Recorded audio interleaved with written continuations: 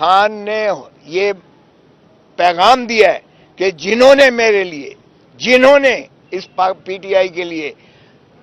وہ صبر سے اور ڈٹے ہوئے ہیں، جو مستقل مزاجی سے کھڑے ہوئے ہیں،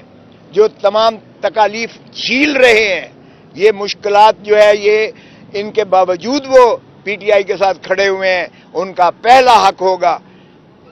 الیکشن لڑنے کے لیے ٹکٹ کے وہ مستحق ہوں گے، اور شاباشی دی ہے انہوں نے۔ اور انہوں نے کہا ہے کہ ہم اپنا جو بھی وکیل ہوگا یا جو بھی مخلص کارکن ہوگا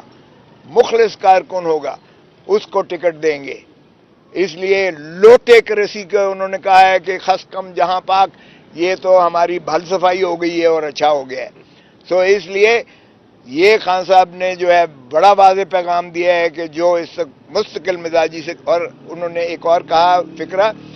کہ بے شک اللہ تعالیٰ کے نزدیک مشکل وقت میں صبر کرنے والا وہ بے شک عظیم ہوتا ہے۔ اس لیے صبر انہوں نے تلقین کی ہے۔ انہوں نے کہا ہے کہ ملک کی کسی انداز سے ہم تقریب کاری میں یقین نہیں رکھتے، ملک کی عظمتوں کو آشکارا کرنا ہے، پرامن رہنا ہے، پرامن رہ کر ہم نے جو ہے انشاءاللہ پی ٹی آئی اگلے الیکشنز میں تیاری کرے